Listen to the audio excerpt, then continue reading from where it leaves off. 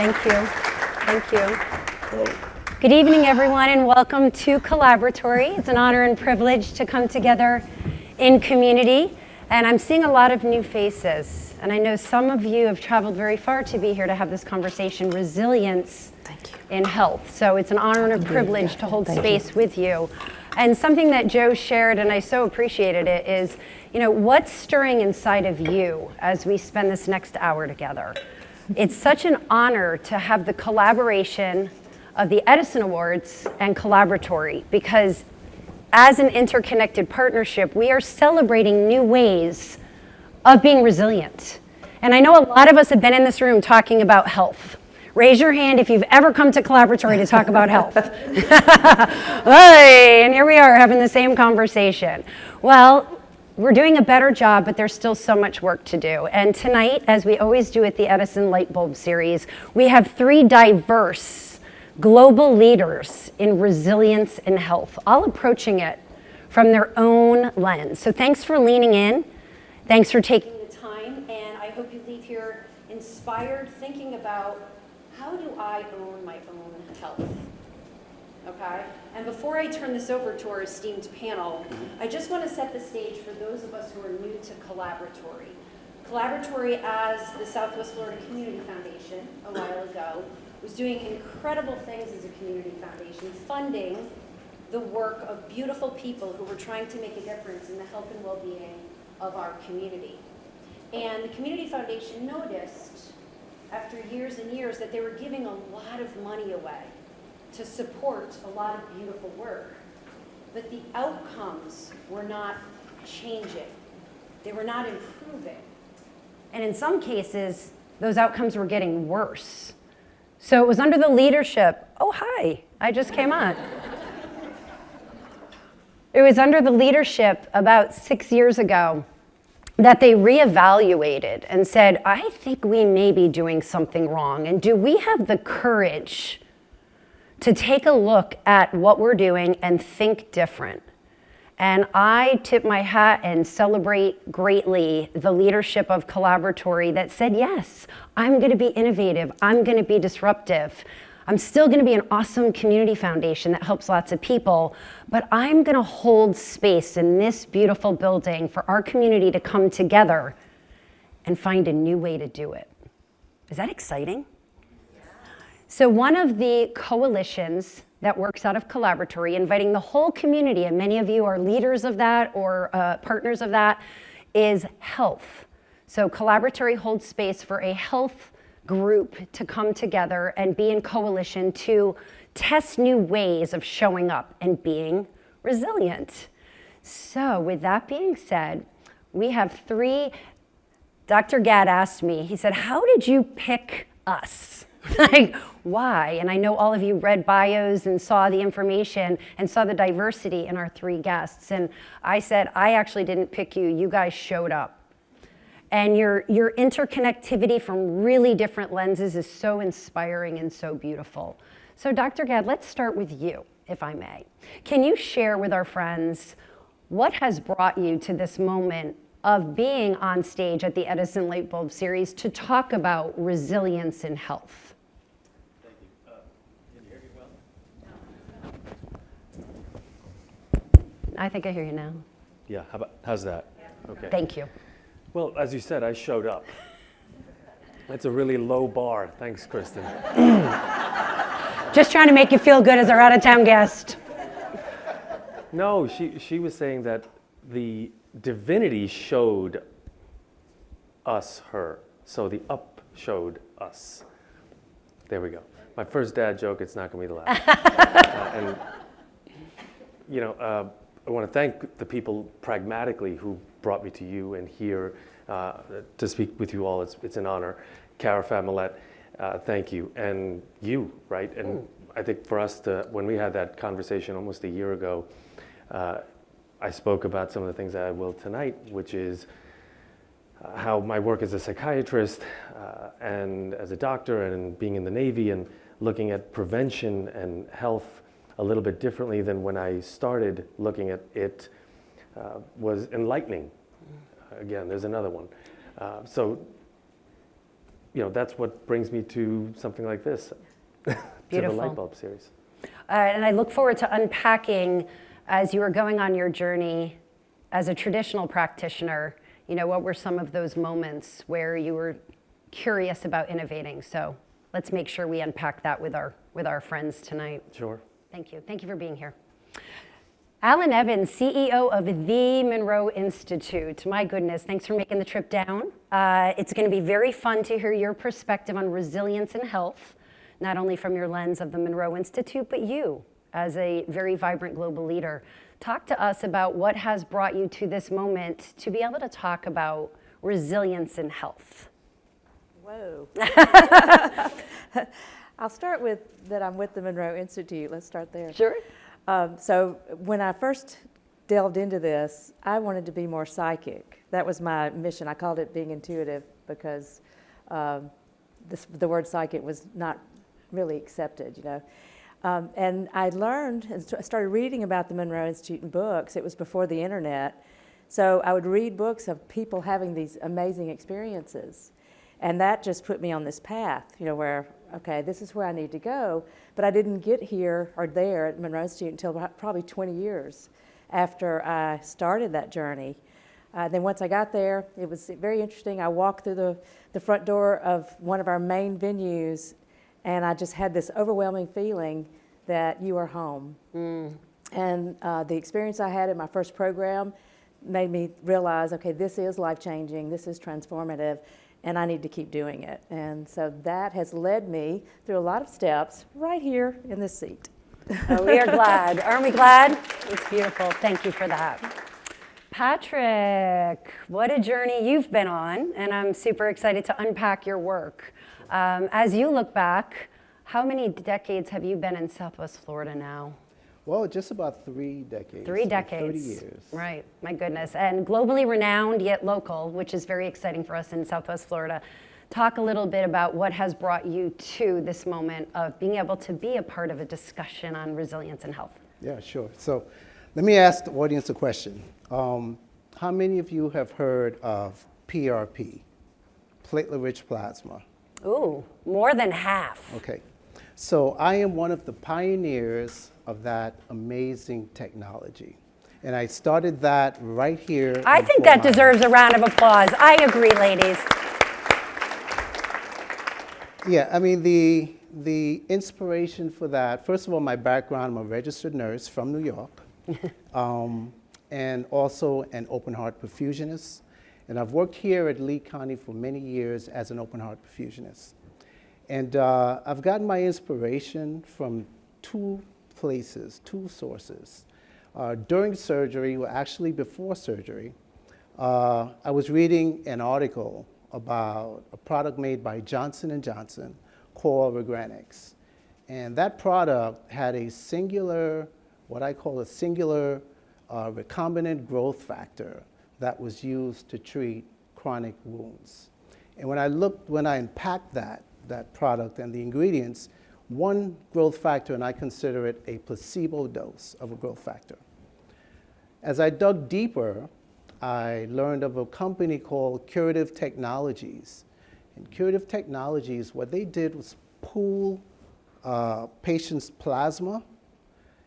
In a laboratory, you will pool the plasma, and then they would extract the growth factor from that. And the same growth factor, platelet-derived growth factor. They would put it in little vials, and they would give it to patients to treat chronic non-healing wounds. So when I saw these 2 things come together, I said, hold up. They're missing something here. And what they're missing is the full milieu of what's needed in order for a wound to heal.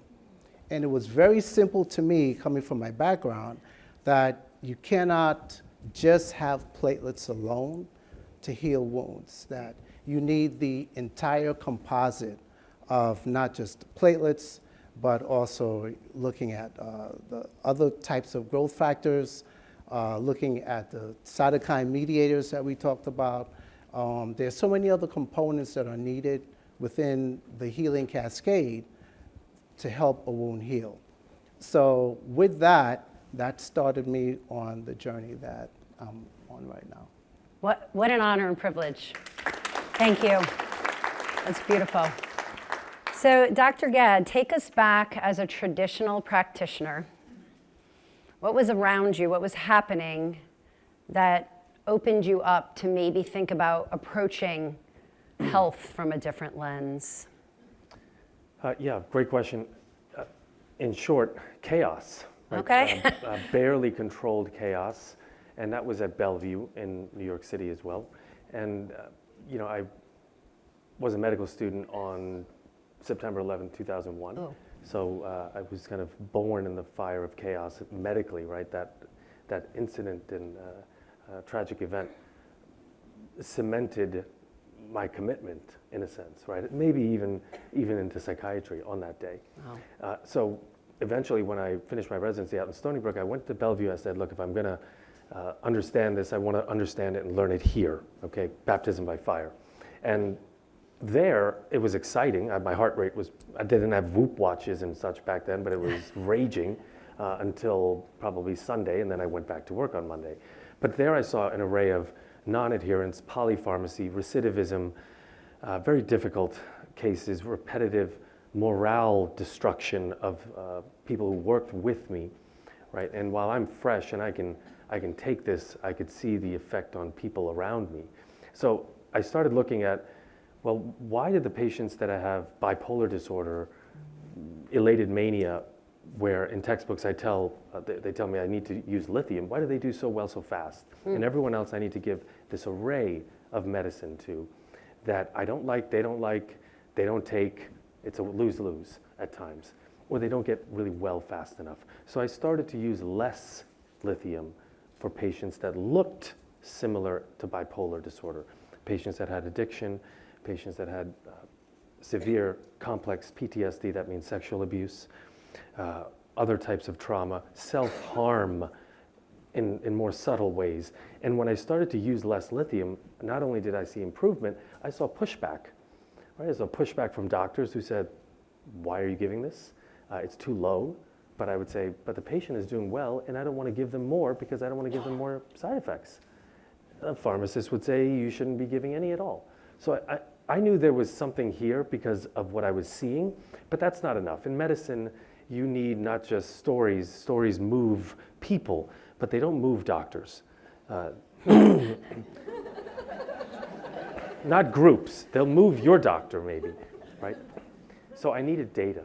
And that's where from there, I had to start working in a way that allowed collecting appropriate data, and I was able to publish on addiction treatment using low-dose lithium, and I'll explain what that really means, and then also do a study recently about inflammation cytokines and how lithium turns those down. Both are the first, I think, in decades. The inflammation study is the first ever to show that we can use something natural, God-given, if you will, and from physics even, right? There's no light without Li. I'll just say that. And the array of research that I'm now doing connects to that curiosity. Beautiful. So I tell kids, I tell anyone, you don't need the horsepower of what you think IQ is. You just need to keep asking all of the questions. Beautiful. Especially how. Beautiful. Yeah. And imagine Thomas Edison, right, who was asking those questions, how am I solving for differently, and the work that Collaboratory is doing. So beautiful answer. And please make sure we loop back to better understand how you are testing and using lithium. And I know we have a lot of healthcare executives and doctors and a lot of beautiful people in audience tonight in community that are working on the mental health of Southwest Florida and actually beyond that. So that's really impactful information. Thank you. Patrick, I'd love to go to you too so you have this concept with your platelets and you have this realization, and I heard you say that it was really obvious to you, right? And isn't that beautiful when something's like, it's right here, everyone, why are you all not listening to me? So walk us through that moment when you said, I've got to go out and I've got to do this because I see it, even though I'm probably a needle in a haystack. Yeah, I mean, I was truly inspired by, coming across this and realizing that I could actually really make a difference. So, it motivated me right away to develop a treatment protocol for treating wounds. And within that protocol, the idea was first non-surgical and utilizing, like I said, your body's blood components, but you really had to get that right milieu. You had to get that right concentration of all the various different components of blood. So I came up with a treatment protocol and essentially said, let me see if this will work. And this was in 1999 when I did this first. And the protocol then, I would draw just about 400 cc's of blood from a patient. From that, I'll make about 80 cc's of platelet-rich plasma. And then I would look at the content of platelets. I would look at the content of neutrophils, monocytes, and understanding the types of pathologies that I was treating. So if you're treating, say, chronic non-healing wound, most of these wounds are infected wounds. So what you want to make sure that you have what we consider antimicrobial effects. You want to treat the infection because that will help the wound recover. You also want something we call angiogenesis. So you want to make sure that you have enough of the growth factors in there, enough of the antimicrobial components in there, so you could accomplish both of those things. Most of these wounds there are called diabetic wounds. And the concept behind a diabetic wound is there's a lack of blood flow to that area. A lot of patients will have to progress to amputation. Mm-hmm. So the idea here with angiogenesis, you want to help revascularize some of that tissue. And with repeated treatments of this, one of the key components of platelet-rich plasma is angiogenesis, is antimicrobial, is inflammatory, which is needed for a wound such as that. So in developing... take us back to 99, if you don't mind. So in 99 is when we actually treated that first patient. Sure. I had a patient, this patient had a 5-year wound. He was subject to wet to dry dressings and was going to have amputation on his lower extremity. And I asked the doctor, who's a good friend of mine in Naples, I said, let me give it a shot. Let me see what can happen here. And I treated that wound, one treatment per month for 4 months, and that wound healed in 6 months, completely healed, and we saved that patient's life. So that is exactly what I was hoping we would come to. So it's 99, you have your success with your colleague that you knew in down south, and now you're like, see, I told you, and here it is. Here's the resilience and health. Yeah, right? Yeah. But then you go forth, and were people welcoming you in with open arms? I mean, like, Patrick, come over here, or did you have obstacles and trials and tribulations to bring the past 26 years? Well, the first obstacle is you have to draw 400 mLs of blood from a patient. Well, that's not sustainable. That's not something that you can do at the point of care. You have to admit a patient, you have to monitor vital signs and things like that. So my first challenge was, this was a therapy that I know was beneficial for patients, but I have to scale this. I have to figure out a way where a doctor can do this in their office. So now I had to dive into the realm of developing technology where we could reduce the amount of blood we draw from the patient, but still get that clinical outcome that we're looking for. And that was my first challenge. So that was perfect, and exactly what I was hoping was connecting for you all. So great idea. It's not working the way we're doing it. I have it, I executed it, yet it wasn't just an easy pathway. And so as we're thinking about resilience and health, and do we have the courage to open ourselves up, to change the way we're approaching what our health is, and then to take that into not only our daily lives, but our community, just like Collaboratory did when they're like, the outcomes are not changing, they're actually getting worse. Can we do this different? And that is the moment in time I think we're in right now where we have to make this change, right? And I think that's why you're all here with us. So thank you so much for that reflection. Allyn, before we get into, I'm really excited to talk about how sound and some of the other fun things affect our neurology or affect our physical health. But before we do that, I have a feeling there's a number of us who are unfamiliar with the Monroe Institute. I do know there are a number of us who drove quite a distance to be here because you were here, and thank you for coming down from Virginia. But talk to us a little bit in general about the Monroe Institute so we can all get on the same page. Okay. So we were founded by Bob Monroe, that's the name, Monroe Institute. And he was someone that, thank goodness, was an innovator and very curious. And because of his own personal experiences, this drove him to try to solve the problem for everyone else.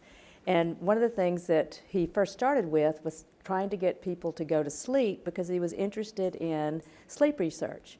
So do people learn while they sleep? Can we teach someone Spanish while they sleep? And he wanted to test it.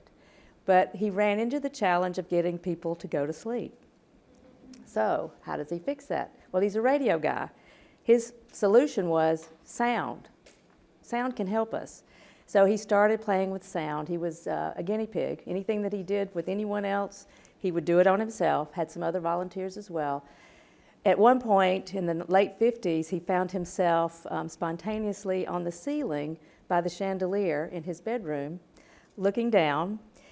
He was looking at a woman in bed with another man. He saw it was his wife, and it was another man in bed with her, but then he realized that it was him, and he was having an out-of-body experience. So this was very interesting because his reaction was what you might expect in the late 50s, and it was, I'm going crazy. I need to check this out. What am I going to do? And he went to friends that were psychiatrists, psychologists, medical doctors, and finally they all came up with the same solution or conclusion. No, you're fine. You're not going insane. And so then he relaxed and said, okay, I want to figure this out, and I want to help other people have similar types of experiences. And the good news for us was he journaled every experience, and that's where the books came from and the knowledge that he could share with everyone else. Thank you. Mm-hmm. So he's had to come to the conclusion, I'm not going crazy, right. and approach, how to be in a new way. So Dr. Gadh, that brings me to you. You're at Bellevue, you're experiencing what was happening in New York. You're realizing there's got to be another way to be resilient with the well-being of my patients. What was next for you as far as changing your protocol and connecting with new ways to be resilient? Thank you. I've been listening to both of you, and thank you. And we got to know each other earlier. And, I love that Patrick has come up with this concentration, it feels, of the self, right? Because PRP is really you, but you're putting it back into places where you're not getting enough you. And it's not, and I was pushing Josh and you a little bit earlier saying, why shouldn't I just go to Panama, Patrick? Because I hear they're doing it really well down there, right? And he said, actually, what they're doing is culturing the same cells. We are concentrating them better. And I said, okay, well, what else is different? And he said, well, we surround it with better friends, right? The cofactors in medicine, we would say, are better. So that's what helps it be more bioavailable. That's what I've tried to understand in terms of how I look at lithium now, as an integral cofactor. And by the way, whenever I used to hear about out-of-body experiences, I would suspend my strong reflex to not roll my eyes, right? And still, I'm very steadily gazing towards you.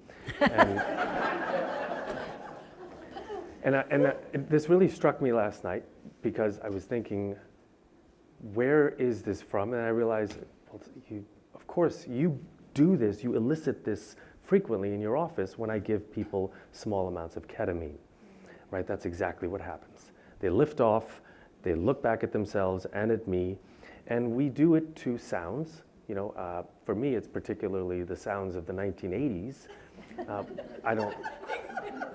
That pink noise is secondary. And so I realized there's a very important anti-inflammatory clinical component to this. I don't know how he was doing it spontaneously though.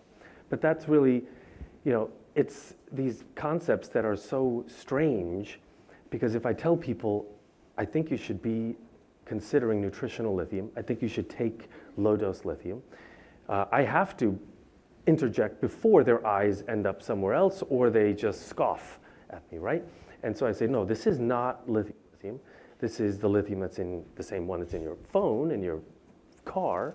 It conducts electricity. It might be the prime electrolyte. It's the igniter of the Big Bang, hydrogen, helium, lithium. But it is not bipolar lithium. That's 200 times stronger than the lithium present in Pellegrino, which I've seen you've set up for dinner later. Thank you. And you listened.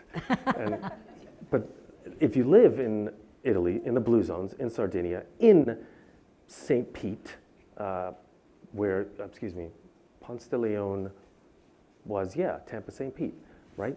That region was found to be geologically rich in lithium. He wasn't fibbing, right? Galen, Hippocrates, the senators of ancient Rome, they all took themselves and people to springs that had lithium in them, okay, north of here in Athens, Georgia. So this is all my investigation over decades. 7-Up, here's another one. The atomic mass of lithium is 6.9. It makes you feel up. That's why it's called 7-Up. It used to be in that. All right, so people had, back in the days, they had really the best soft drinks. No, but this isn't funny. This is real. I lament this. Okay, because at night you could drink the real Coca-Cola, 100 years ago. Okay, the good stuff, and then in the morning when you were feeling low, you drank 7-Up. So it's this. The nutritional lithium then is 1% of that, but we don't get it in our food anymore. You talk about resilience. I don't blame anyone for being unhealthy these days. It's damn near impossible. Even with my wife's amazing cooking, I still can't be healthy enough, right? Because industrial agriculture, because of money struggles, because of existential crises in climate and politics, it's hard. And if all the vitamins are stripped and the minerals are stripped from the earth because of we're just nitrogenizing the soil, then how are you going to get it in you? So what I said was we want to take the best minerals and vitamins, create a formula, zip it, concentrate it. That's why I created a vitamin called Third Element Water with lithium at the pinnacle of it. And I had to keep, and I still have to keep proving that even now that I'm at the Karolinska Institute, which is in Sweden, right? This is where the Assembly meets. They have their doors firmly shut to my knocking right now, but I'm there. I see them, and they're going to see us soon because if I'm working there with them, and we show that small amounts of lithium that are safe, that are undetectable, that are natural, changes inflammatory patterns within us before they're visible on a CT scan or an EEG or an EKG. That's ultimate preventative health. That's not reactive anymore, because that kind of medicine is just, I have no use for it. It's very whack-a-mole. And I don't want to see kids with cancer, which was the first thing I did in NYU. I don't want to see, people with preventative diseases and then blame them for it. We will have data in the future that will show us this is where you're headed, so maybe start doing these things. And you will have that data along with your doctor. And lithium is going to be in there. It's going to be in Frosted Flakes, which will be even better. That sounds delicious. Yeah. Aren't we blessed that we have Dr. Gadh in this world? Thank you for that. So, resilience in our current environment. You mentioned this, right? Where there's so much coming at us all the time, hyper coming at us, and what that does to our mental health or physiology, how our bodies react to it. Allyn, I know that with the Monroe Institute and outside of the Monroe Institute, you've led some coursework, conversations, done talks about how calming the mind and getting into deeper brainwave states helps our physicality. Can you talk a little bit about that and how that provides resilience for our health from calming our minds down? So there's a whole lot of research about how beneficial meditation is in general. And it can, as we know, just with very limited amounts of time and very quickly, help the corpus callosum and the gray matter get thicker. And that helps with things like memory and has some other positive benefits. So with Monroe, we are combining our knowledge of the use of the sound technology with the concept of meditation, right? Because you're taking time out, 30, 45, an hour. To do this, Sheila does 2 hours. Again, it's very beneficial to overall health. And there are practical applications with sound technology. There are ways to help with pain management, with relaxation, but there are also exploratory ways to help that can lead you to heal the connection between the subconscious mind and the conscious mind. So it's just the only outcome it can have is positive. Beautiful.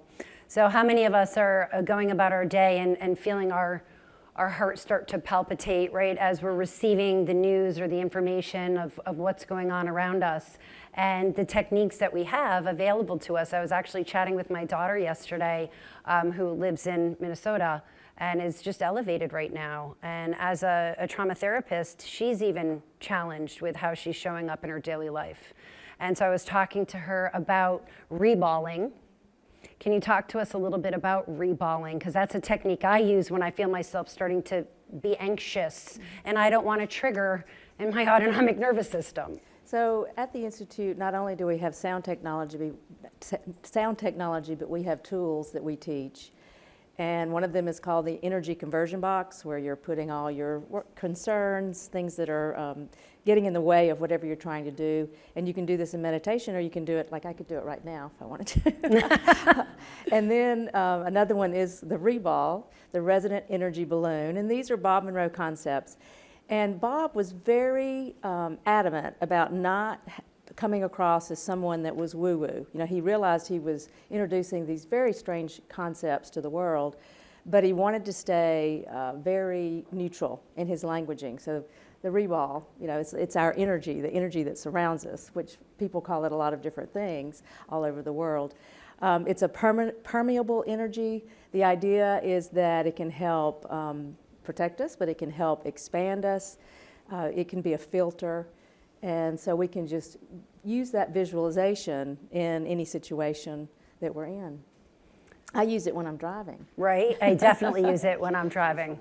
Right, it's your energy. It's your energy field, and you just learn to play with it, work with it.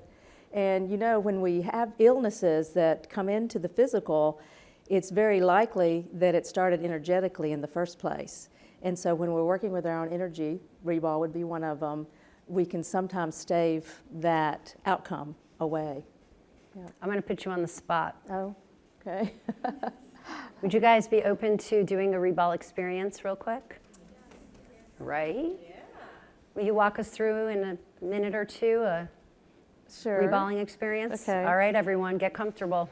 I won't make you stand up. So the idea is that you're thinking about the energy coming out of your head, and it's your energy. So you're thinking about it coming out of your head and then coming around you, back through your feet, and it moves. Now, we all have different ideas about this, so don't let my language get you tripped up. I know when I first heard this from Bob Monroe, I was like, well, how do I make it go that way and then that way? And, you know, so I just started with a sheet, like I would think of it as an energetic sheet this way, one that way, one, you know, that way.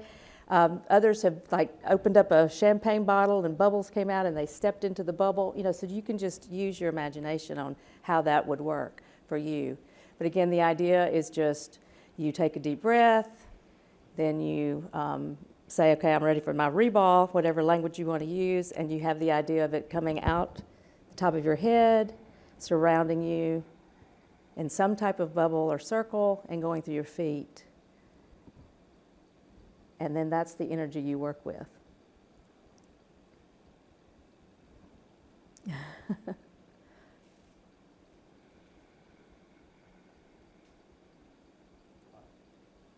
Thank you. You're welcome. Thank you for that. Isn't that a beautiful technique? How much did that cost us?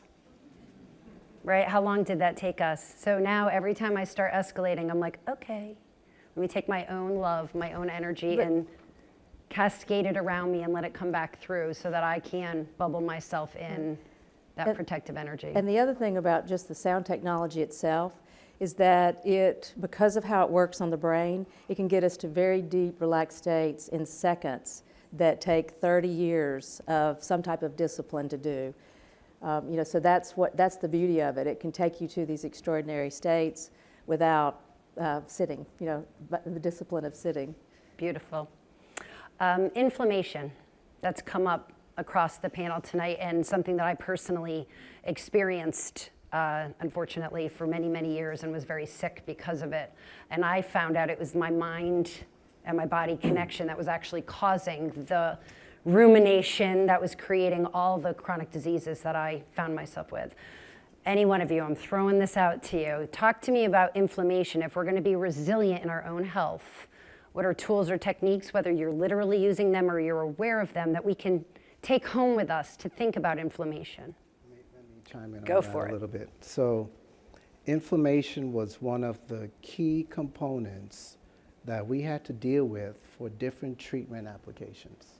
It was one of the things that we had to look at very deeply in our treatment formulation, our milieu, when we're looking at, say, a chronic wound where we started, to now we're looking at musculoskeletal conditions, looking at, say, a knee joint, and we have patients with torn meniscus. And under normal circumstances, prior to this non-surgical therapy, these patients are having arthroscopic surgery. So now we're offering an alternative, and we're looking at inflammation with that. So you want to be able to, in that scenario, torn meniscus cartilage tissue, you want to be able to reduce the amount or modulate the inflammation. Say now we're looking at an injury such as a tendon tear. We're looking at soft tissue. We need a little bit more inflammation in situations like that. So as we got deeper and further into the development of our treatment milieu, what separates EmCyte from a lot of other companies is because we take the time to think deeply about these aspects of treatment. Not just creating a PRP, platelet-rich plasma, and throwing it in there, but what are the other components, like I talked about earlier, are needed to actually heal that wound? And we look at inflammation as one of the key things that in developing our treatments. Thank you for doing that. Yeah. Yes, Dr. Gadh. So let me piggyback on what Allyn was talking about and connect it to inflammation. The image that you've relayed is a wonderful meditative exercise, and I've tried to relay what a brain looks like inside when I talk to patients. And I'll give you two examples. One is how the brain creates inflammation from trauma, and the other is how this map of cytokines needs to be balanced. And then, as you said, what are some things we can actually do, right? So if I traumatize my elbow, it gets swollen, it gets red, it gets painful, I can't move it, then I had to ice it, right, and rehabilitate it. Rest, ice, compression, elevation, rehabilitation. We know that. But what if you have psychological trauma, right? What if that's going on and on? The brain is an electrical sponge of 10 billion connections. So if that network, which is seemingly limitless, of electricity, what happens to someone who feels so much fear in that moment and continues to, instead of love, right? Instead of acceptance, instead of joy and play. When you have that fear, then you're in survival, right? You're fight or flight. And the center, dead center of the brain, the amygdala, right, and the hippocampus, they're very linked to these two almond-shaped nuclei. Concentration, highest concentration of neurons is the fight or flight center. It is possibly the first brain, right, because it's the reptilian brain, that circuit. So that gets hot. You can see that on scans. We've known that for a long time. So if all of the energy you've got, if you've got a finite amount of energy up here, and the brain uses 20% of the glucose that you consume every day, so that I tell people who are doing academic work, you really need to fuel yourself well because you're using more energy. Then some of that energy is locked in that fight or flight. It's not going to the prefrontal cortex to plan. It's not going to emotions of joy on the sides. It's not going to balance, right? It's stuck there. You have a traffic jam, just like you have a traffic jam here. So that's how I explain inflammation neurologically, that if you have that there, what's going to happen is it's going to make your body think it needs to stay on edge. Yes. So there we go. When I'm with the Navy and with the Marines, I see an array of examples of what this looks like in real life, right? And in real life, when we measured this in infections, it is an array of different cytokines that are through the roof. The cytokine storm that we read about and maybe some of us experienced, and maybe still do post-COVID, were too much inflammatory cytokines, way more than we needed, flooding our own body. Our own body hurting us, right? So what are some things we do? Well, we can't ice those circuits, but if we understand that there's one major enzyme that is the master modulator of aging and inflammation that has 200 different substrates called GSK3, not GlaxoSmithKline, glycogen synthetase kinase. That enzyme has only one inhibitor known. It's lithium. Right? Sorry, it I love comes it. back to that. I love it. I don't do this. It's beautiful. It's there. You can't make this stuff up. That wasn't a plant. So, you also want to be careful of how much you use, and if you understand that you need it as a nutrient, you're younger, your brain is younger with it as a nutrient, because resilience means pliability, it means retention of muscle. If I have less muscle, I'm not less resilient, so I have to maintain it. You have to maintain your neurons, right? We lose them every day. We can accelerate the loss with stress and alcohol and head injury, right? But if we use lithium nutritionally, we retain more. If we use it even more, we can help existing inflammation be dialed down. So yeah, eat your beans and greens, have fiber, because your gut is the first place that inflammation shows up, and your microbiome, there's more bacteria on you than human, okay, per mass. You want to make sure that's fluid, not literally, but motile. And the other thing is, this is a low-hanging mineral. You want to apply this regularly. So that's how I envision it, and I think that's how I tied it together. Thank you for that. Yeah.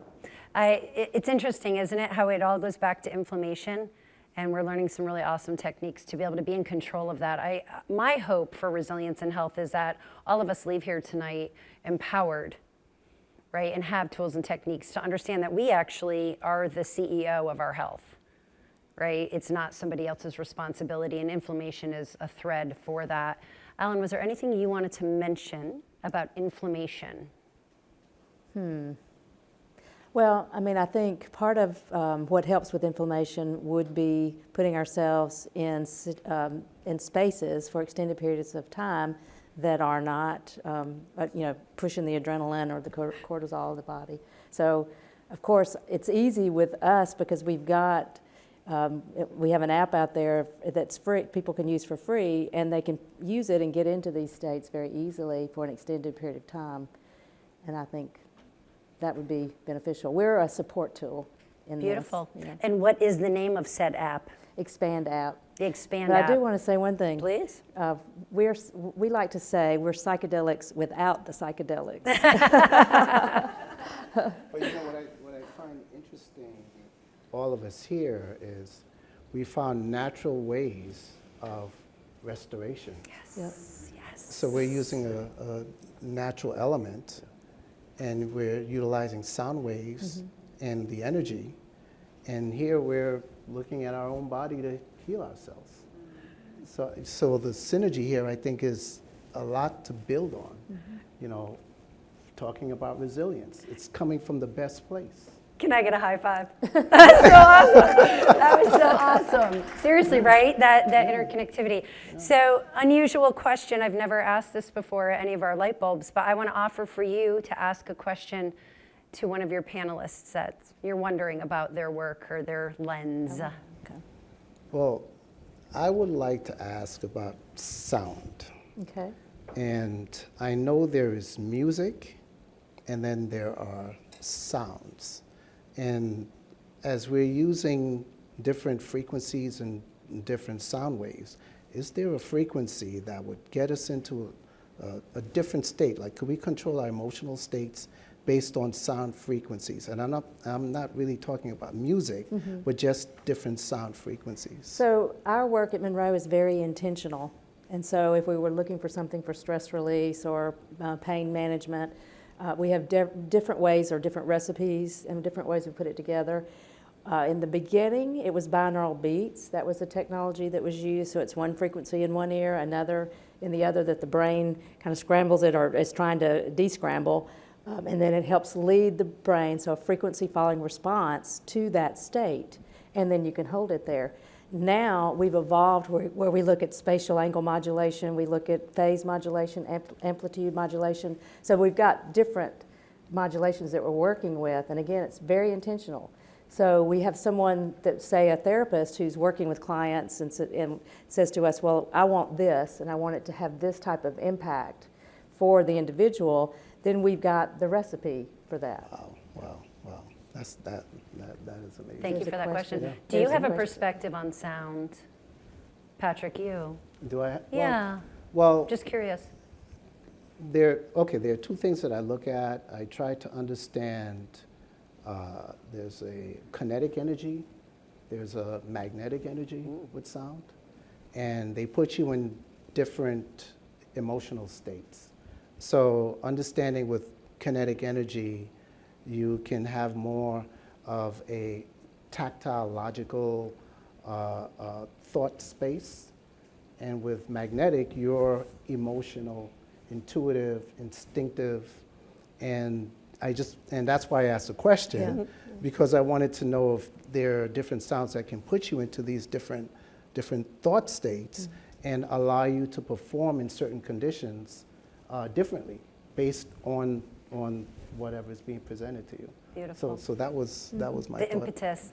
So before I turn it over back to you guys, you mentioned that you're friends with a maestro, Yeah. right? Which is pretty cool. I'm not a friend with a maestro, but if you want to introduce me, I'd like to meet your maestro. Did your maestro share, and maybe not, but did your maestro share like what must go through their body as they are conducting this orchestration of sound, and not just with the musicians, but also with if the audience is there?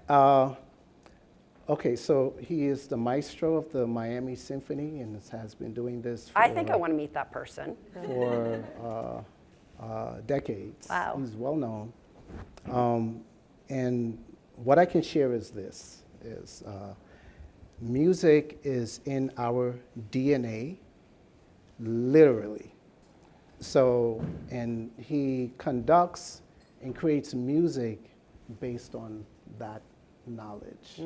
So he has a much deeper insight into human behavior and what motivates human behavior from a perspective of sound, and utilize that in creation of music so that he can generate a certain response. Beautiful. I We think should work with the maestro. there you go. There you go. Maestro meet Monroe. We're going to take care of that. That's so beautiful. Yeah.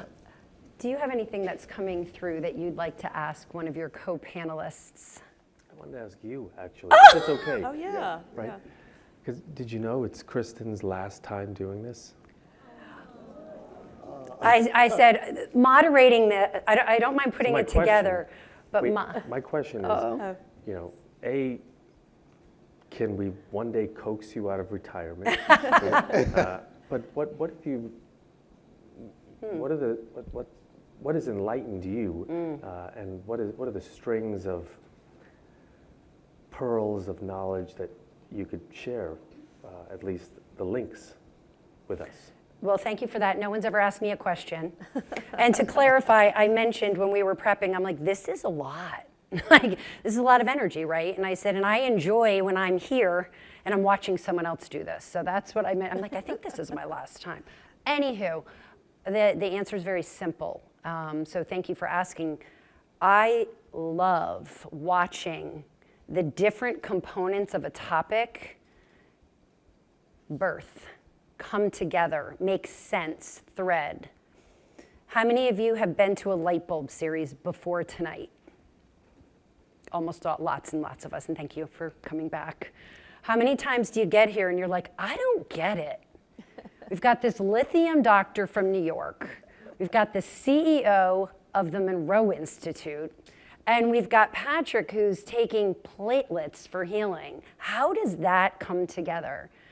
And Dr. Gadh, every time we do this, my heart just sings because it shows me that we are all interconnected. This work is all interconnected. We just need to come together in collaboration and stop deferring to our existing neural pathways, our existing ways of thinking, and open up our Oh, thank you, Frank. So my inspiration is a new way of thinking. And Heather Christie, who was on our panel a few years ago, hi Heather, the one who introduced me to the Monroe Institute, she was the one that taught me that for every one of us who are here right now, we're all having a different experience. We're all having a different thought. And when Heather told me that, I'm like, Heather, that makes absolutely no sense. Who's right? I'm obviously right? Because I know, right? And she taught me that because of our subconscious neural pathways, we all default into those and we all see what we want to see. But if you pause and you breathe and you open yourself up, you can be like, wait, how else can I experience this moment? And Lightbulb series does that for me, and I feel like it does it for us as a collective. And Gail Markham, our former chairwoman of Collaboratory, is nodding her head, so we must be doing it right. Thank you. Thanks for that question. Oh, hello, Sean, welcome. I'm so glad you're here.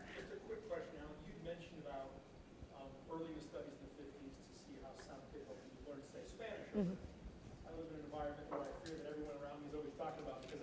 But in all seriousness, what did you find in that? And is that a tool that we can do some research on that we could all learn? Well, Bob Monroe went a different direction after he had the out-of-body experience. So that was what started him on the journey. So no, we have not, as an organization, taken that any more steps towards that. But I too would like to learn Spanish. Sean, we'll do some research on that. And for folks who don't know Sean, he runs the Boston Red Sox here in Florida. Ah. Hence his comment of everyone around me seems to be speaking Spanish and in the locker rooms and on the field. And you're like, I don't really know what's going on. I'm open to opening up to questions. Sometimes we do, sometimes we don't. But I have a funny feeling we may have some deep questions in audience for our panelists. Yes, Michael Bruno. Ah, so unlike you. Where do we get your water now? So, and I know we're not mic'd up, but Michael asked Dr. Gadh, where do we get your water now? Yeah, originally it was actual water, and we brought it from West Texas. I looked at all the regions of the world that were potentially accessible, but in looking at where was the right amount of lithium that I could get in which area of water. And Texas A&M did a study of Big Bend, Texas, and it showed that the suicide rates, the violence rates, crime rates, health rates were all lower there. And this is Texas, right, where everyone's born with firearms holsters. And it was remarkable because that was replicated, and it is replicated around the world. So that keeps giving this mystical air of what lithium is. And it's a great song too, by the way. You should put it on your playlist. And so I shifted from actual water to a powder because it was more ecologic, it was more economic, it was more efficient, and we could put in what the CDC, the original CDC, said about what we're deficient in. So third element water spelled out. You can find us on Instagram, TikTok, and we're NSF for Sport certified. So if the Red Sox don't want to end up where they were, no, I'm not. That's not a.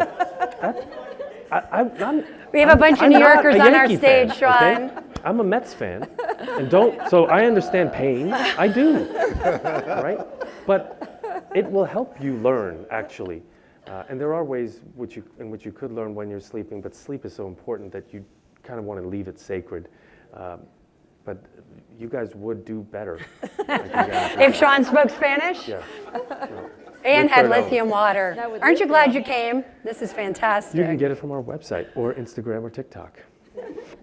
Thank you, and Michael, select for that question. doctor's offices, but third element water spelled out. Yeah, and the same ingredients were looked at by Harvard in terms of Alzheimer's prevention and reversal in some cases. So there's a lot in terms of longevity and cardiac risk, neurologic risk, and muscular performance and protection. We're talking to the NFL about CTE eradication and prevention if we use this correctly. Yes, thank you, Julie. I like to add lithium Oh. in our PRP. Can you say it one time louder? I didn't hear. No, I said I like to add some lithium in our PRP. There you go. Yeah, maybe we Beautiful. Melissa, yes. I was curious, you talking about centers of the brain and what shuts down, if you do this for Yeah. Can you repeat what she asked you? Right, she was asking about imaging studies or centers of the brain or areas of the brain that are different or shut down in autism. And what it looks like in autism is certain levels of inflammation are higher. Okay, we know that certain cytokines are higher. And the pathways are not clear. The roads are not going where they should go.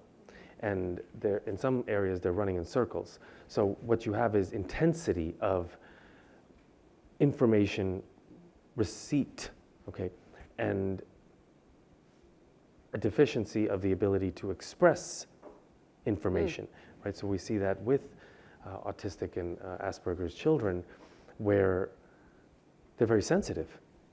Their senses are heightened in ways that it's almost as if, you know, my son and I love The Amazing Spider-Man. My daughter and I she tries to teach me how to dance, and you know, I'm pretty useless at both, right? So, but it's this sensory difficulty where, if you remember that movie, right, the difficulty was in perceiving the new senses that he had, and he had to learn them.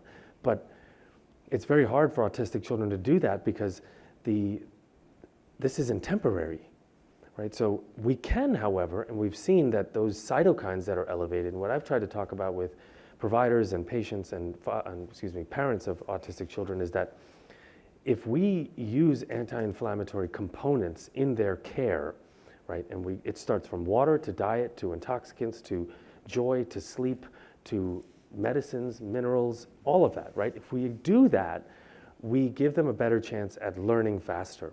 If we don't, it accelerates it. And instead, we often take the fast road because we have to work for a living or work so hard, and we give them medicines that are very sedating and aggressively dampening aggression rather than, it's kind of like trying to fight a tantrum. It doesn't work. You need to distract, you need to say nothing, and you need to hold. And the anti-inflammatory way is what we're looking at actually in Florida. And I've spoken with Gary Josephson here at Lee Health and other doctors at Lee Health about a potential pilot because my major research is at Karolinska and at a place in Spain, but we can translate that into small pilot studies, especially of those kids here. Beautiful, thank you for that. Can I ask a question? I'll give it back to you guys in a minute. I want to talk a little bit about folks who are hypersensitive, right? I'm definitely hypersensitive. I can feel, and I'm like, oh, how am I going to manage this? And Allyn, I think of Monroe and the work that Monroe does, and I know a lot of folks who are part of the Monroe family are trying to find ways to be in community and take care of themselves and be resilient and still show up in their lives. Does anything come through for you on sharing how folks can use Monroe sound science to be able to protect themselves or show up fully when they're hypersensitive? So again, it's because of the different recipes and combinations we have and intentions, then certainly you can be selecting, making choices that would support you in that. There are other more practical exercises, like we have some 5-minute ones on the app where you're releasing what no longer serves you, you know, and so that's an energetic weight we carry that we don't even understand how heavy that is for the physical body, the mental, also mental. So again, it's very purpose-driven, but if you're seeking that, there are definitely choices for you, like relaxation, stress management. Beautiful. Yep. This Expand app sounding like something that is very helpful to folks. Okay, we have time for 1 or 2 more questions. Does anyone have, back there. Hi, Joey. Yes, please.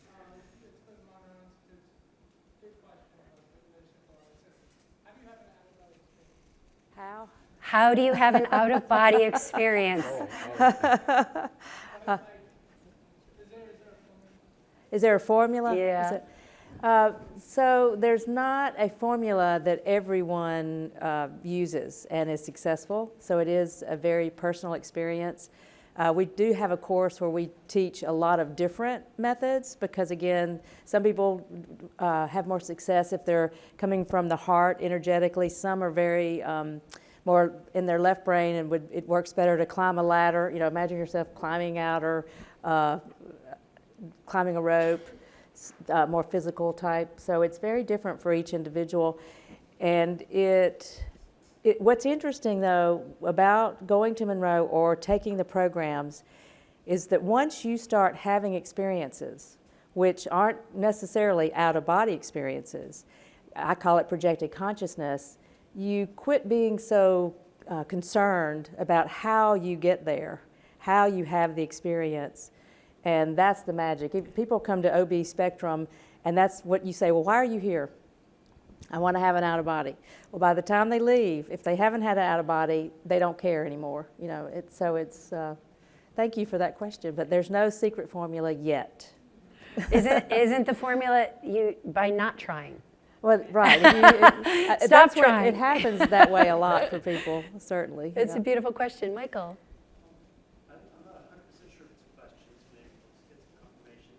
It seemed like, because I've had the pleasure and experience doing the Monroe program a number of times, and to me, one of the most beneficial aspects has been, and I thought this is what involves saying, is learning to be comfortable getting more than your physical. Right. That's That understanding, your whole life opens up right. in a lot of different ways. Right. I thought that was sort of wonderful to me. Yes. And the courses we offer are supporting that, like remote viewing or spoon bending or exploring the focus levels that we talked about. Yep. To know that you're more than your physical body. I think we'll have to have Michael on the next panel to discuss that. Thank you for that comment question. We have time for 1 or 2 more. Anyone else have a question for one of our panels? Oh, over here. Hello. Is there anything that you can do on a daily basis from a frequency, the sound healing frequency? Do you recommend certain frequency listening that we can do to get the body or keep the body in homeostasis so that on a regular basis it sort of builds that muscle or keeps that resiliency muscle by keeping the nervous system in homeostasis? And if there are, what can you recommend? What are those frequencies and how can we tap into that? You know, so again, it's very purpose-driven, and each individual will probably come up with their own formula. But what I said earlier about the 5 minutes, releasing what no longer serves you, I think that's a really good one. There's others that are designed to help you get to a relaxed state, to let go. And again, a regular practice, I actually believe it doesn't really matter what you're listening to. If you're experiencing the sound technology, that is having the benefit. And over time, and I know it is interesting that it seems to have this byproduct, and I'm just going to talk anecdotally. I'm just going to talk about my own experience. But I was in 2 situations soon after starting to use the binaural beats. That was what I was using at the time. One was I had a surgery, and one was I had a tornado go over my house. In the surgery, I was brought in, I was looking at the table that they were going to put me in. They set me like in a chair, just looking straight at it, all the tools. And the nurse said, okay, I'm going to take your pulse. And so I'm sitting there looking at all that. And she like takes it and she shakes her head. She takes it again. She goes, "You have the lowest pulse of anyone that I have ever, helped before surgery." She said, "What are you doing?" And I said, "Well, I've been listening to this, sound technology." And then about a month later, I lived in Oklahoma at the time, and it was a day that 32 tornadoes touched down in the state of Oklahoma. There have been days of 300, so this wasn't the busiest day. Slow day. And so I had already prepared the room. You have to have an interior room. That's how you can avoid getting the structure damage. It's the best way to avoid it. And so the only interior room we had was a half bath. So I had the 3 dogs, my daughter, a radio, and pillows, and we heard the siren, take cover immediately. So we go in, shut the door, I turn the radio on, and as soon as I turn the radio on, the announcer says, the tornado is right over Iba Drive and Country Club Road. And I was like, okay, that's me. I'm right here. And I realized how calm I was. It was just like, well, this is it. If it's it, if it's not, it's not. And it really surprised me because I wasn't always that calm person. So I'm hearing you say practice. Yes. Practice. Yes. Like, right, when you're building a muscle. Again, the app is Expand, E-X-P-A-N-D, and there's a bunch of complementary offerings on the Expand app. Right. So it's a great tool to exercise with. Yes, Joe, and then Brendan, and then I'm wrapping it up. My question is for Patrick. Patrick, having something in the medical field where there's a lot of medical people, so I should be careful how I say it. Sometimes the treatment is more popular than the cure. Something so revolutionary that you were doing. How long did it take to get accepted mainstream because what you were doing was so new and different? Well, there are a couple of things to that question. The acceptance into mainstream was relatively quickly.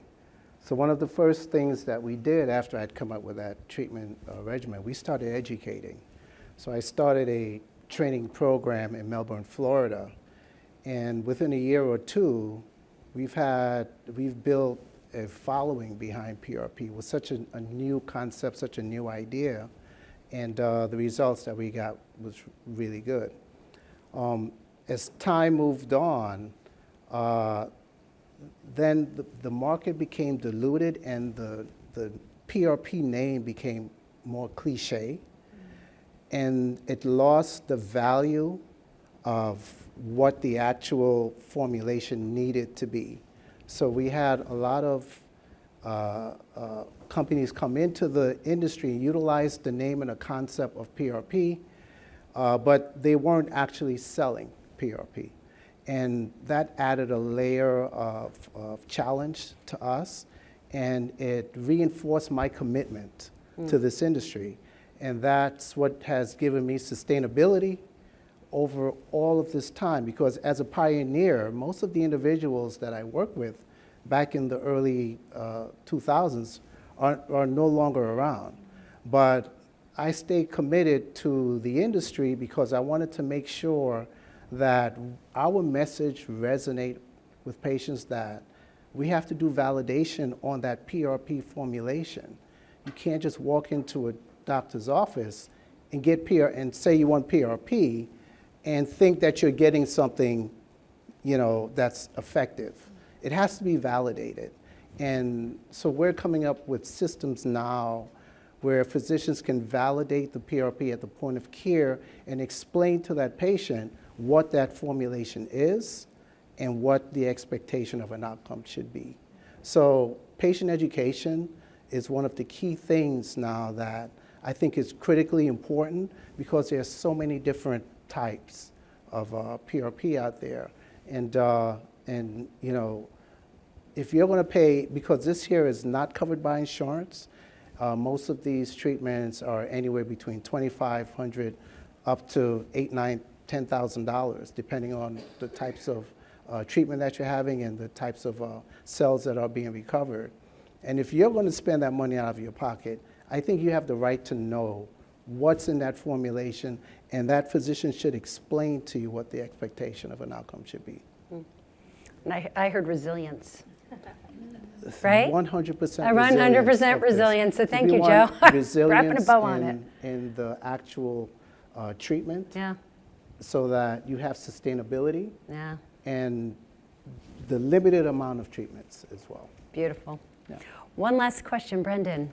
Patrick, to follow up on that, with the new emerging technologies, PRP and substrate grafts and whatnot, is there a way to collaborate and be, innovative as far as adding the PRP to say a substrate graft, so you can have like a matrix as well as your own blood to help their breakthrough? Yeah, so what you're talking about there is what I call a biological organ, a biologic organ. It is sort of a temporary biologic organ where now you have scaffolding matrix, you have cell type, and then you have functionality. So there is definite synergy between utilizing tissue grafts together with the biologics. They work synergistically together to help treat wounds, and I'm assuming that you're talking about chronic wounds.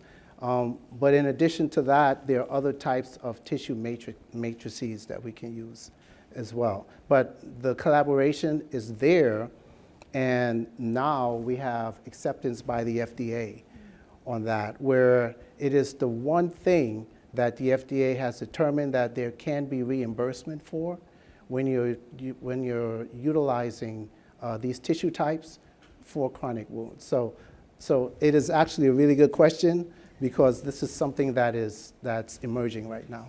And it was such a good question because in it said collaboration and innovation. Yeah. And I've got to say, that's my son. Oh, okay. Thank you, Brendan. Proud mama moment right there. Yeah. I've never done this before either, but I'm feeling it. I would love a 1 to 3 sentence summarization as we close out this impeccable, incredible evening on resilience, whether it's something on your own work, something that is ethereal, something that is somebody else's work, but what is coming through you as we close out this evening with resilience in health? So for me, resilience in health means education. It means staying connected to patients. I've started my journey as a registered nurse. I didn't start it as a businessman. I never had a business focus. I never intended on developing a business, but I was motivated and inspired and driven by compassion. Beautiful. And looking to make a difference for patients and patient outcomes. So that's what drives me, and that's what I want to impress on individuals for the work that we do here at EmCyte. And all of my staff embodies that same vision and that same feeling towards their work. Well, we are blessed because of that. So thank you, Patrick. Allyn, what's coming through you? So I would say that the experience of these expanded states of awareness are very important, because they lead you to understanding, not just believing, but knowing you're more than your physical body. And that's a game changer. Beautiful, and agreed. Yeah. Dr. Gadh. Thank you. I think resilience is against time, right? Because that is the ultimate force against us. And so to be able to balance, to bridge heroic kinds of health care, right? Come to the rescue when you have damage and everything else fails like this. And I hope you brought your centrifuge, because I'd love to get a quick shot before we have dinner. And the bridge is also between what's not understood as well, right? So the sense of an aura, the sense of energy being felt, eventually will be measured, right? But we have to leave room for the mystical, right? Even Einstein wasn't foolish enough to ignore that. And we have to leave room for nature, right? So I think population health, personal health, political health, and planetary health. It's all connected. And And Yeah. spiritual. as I mentioned, right? So you're absolutely right. And interplanetary, right? Health. There you So, go. I would love that. Beautiful. Yeah. Thank you for that. So thank you guys for going through all the traffic down here to come together. We are going to have our third and final light bulb for this season on March 12th. And I think, oh, there we go. Oh, March 11th. Thank goodness you have a slide, Kim. Details. So if so interested, how many seats did we have left tonight? I think only 5. So I have a funny feeling our March one, you're going to want to get a seat early if you're able to join us. We'd like to again thank Collaboratory and the Edison Awards for coming together and hosting this collaborative conversation. And we'd like to thank the 3 of you for trekking from as far as New York to come together and inspire us to be resilient in our health. Our panelists will be available for about 30 minutes, so you are free to come up and ask them the questions. Don't hug them, share. Okay, and once again, thank you so very much. We really appreciate you all being here. Thank you. Thank you.